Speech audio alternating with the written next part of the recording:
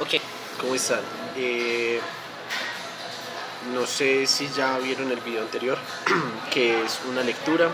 Es una lectura que hice de un trabajo, un proyecto. Y ya en este momento pues voy a explicar cómo hice el trabajo, cómo fue mi proceso de escritura y qué tuvo que ver la herramienta, la aplicación de la que hablo en el texto y la aplicación de la que hablé al principio del video pasado, que es Voyant Tools. Entonces lo voy a explicar y va a ser una explicación, voy a tratar de que sea muy breve. Listo, lo que está acá es el texto que leí en el video pasado. Ahorita dejo el link para quienes no lo hayan visto puedan regresar a él. Y lo que hice en este texto, para resumirlo un poco, fue hacer una reflexión de mi entorno, del entorno colombiano y la situación actual colombiana, a partir del libro A Sangre Fría, que aquí a partir de este momento lo menciono. ¿Cómo hice la reflexión? Para la reflexión hice uso de esta aplicación, Voyant Tools. Les voy a mostrar cómo es la página de inicio. Esta es la página de inicio de Voyant Tools. Ok, entonces Voyant Tools es una aplicación de análisis de datos. Lo que hace es mirar los datos dentro de un texto. Puede ser cualquier tipo de texto siempre y cuando tenga un link específico que la aplicación pueda leer o sea un documento descargado en el computador que uno pueda subir a la aplicación, que uno pueda montar a la aplicación. Entonces, a medida que yo iba haciendo la reflexión, a medida que iba escribiendo, lo que hacía era hacerle preguntas y utilizaba sobre todo estos dos recuadros. Este de acá, que es el texto, que te muestra el texto, y este de acá, que te muestra la palabra y su contexto. Entonces, me preguntaba en un momento por el estado y me decía que el estado aparecía y sus relativos aparecían un total de 138 veces. Entonces yo le hundía clic y me aparecía todo el contexto. Yo iba mirando y lo que iba haciendo era ir mirando su contexto, las palabras que iban relacionadas, y si no entendía bien a qué se refería, pues le iba dando clic y mirando, leyendo el párrafo entero para ver qué me decía. Hice esa reflexión con otras palabras, iba mirando su uso a medida que aparecían en mi reflexión y las fui poniendo acá. Cuando ya a medida que he estado haciendo la reflexión, llegó un punto en que me hice una pregunta y era yo cómo estaba haciendo uso, si yo estaba reflexionando acerca del lenguaje y de las palabras, eh, cuál era la reflexión que yo estaba haciendo del texto y cómo lo estaba haciendo el uso a ellas. Así que hay un montón de palabras a las que le quiero dar fuerza, como el paro o el parar, que son palabras que utilizo mucho y quería ver si su uso era deliberado o no. Así que me fui a la aplicación, monté el texto que yo hice, aquí ya tengo las gráficas, las voy a mostrar todas, monté el texto y me di cuenta de lo siguiente. El orden en que están las palabras, las gráficas, es un poco desordenado.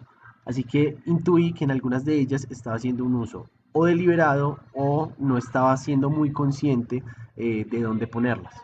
La que más me preocupaba era parar. Así que me di cuenta que sí estaba siendo ordenado con su uso, pues tenía la gráfica como esperaba que fuera. Parar al principio, para darle un contexto, tenía que aparecer varias veces, aquí apareció.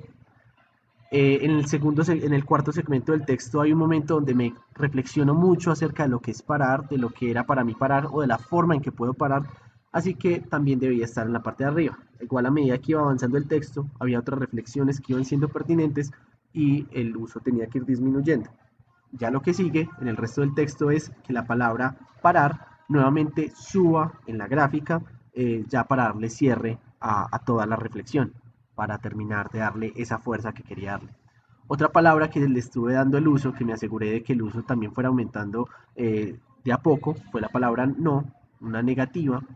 Y así me fui con otras palabras que, no, que se aparecen menos, pero entonces me di cuenta que habían otras que sí estaba siendo muy desordenado con su uso, que su uso era deliberado, que es con la palabra me, que van a ver que acá es una gráfica desordenada. Entonces lo que resta es, lo que tengo que ver en el texto es si esa palabra está siendo utilizada correctamente o si más bien podría ser que la gráfica quede de forma más ordenada y que su uso sea como tenga más sentido.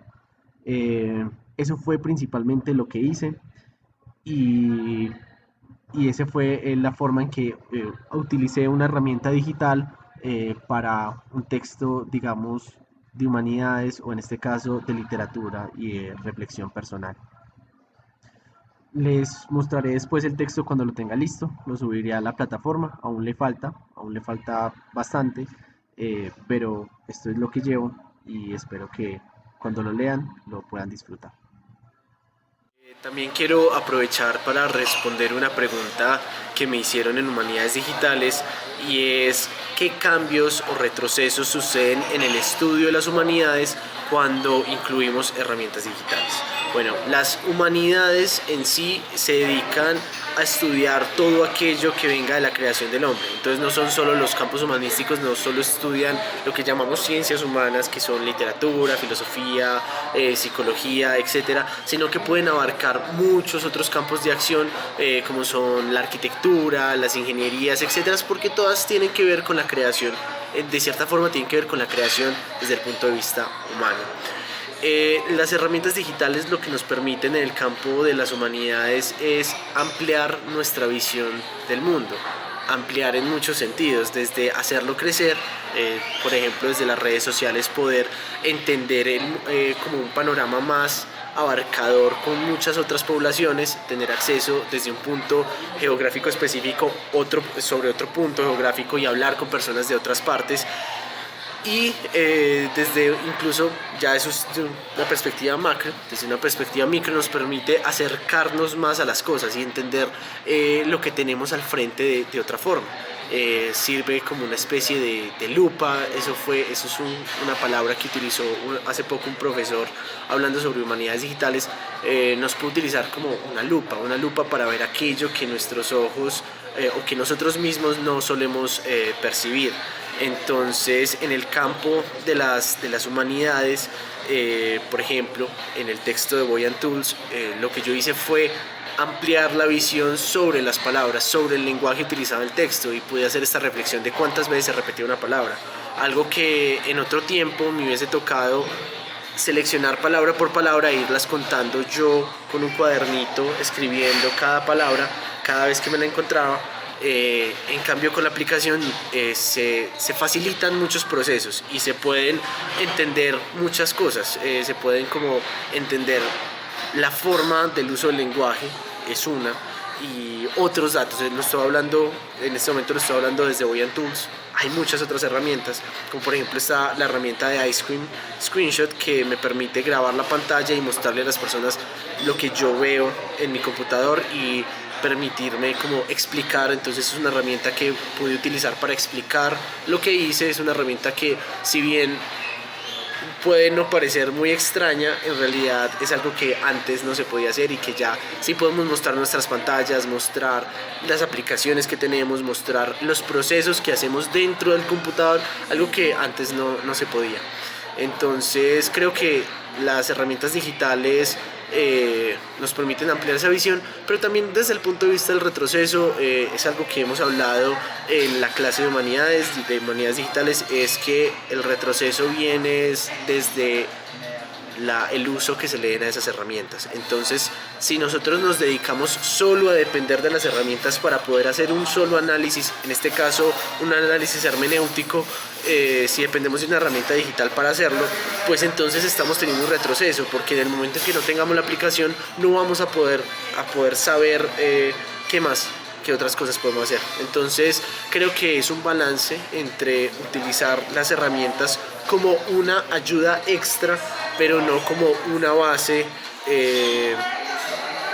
necesaria, no como una base que uno tenga que recurrir todo el tiempo a ellas. Es más como ese balance se utiliza para ciertos momentos en los que las preguntas, digamos, requieren de esta facilidad para trabajar, que uno necesita facilitar el trabajo, pero también saber que hay momentos en los que uno lo que necesita es tener una forma de estudio, digámoslo, manual, que sea desde la parte interpretativa y algo más desde de las propias estrategias que uno mismo utilice.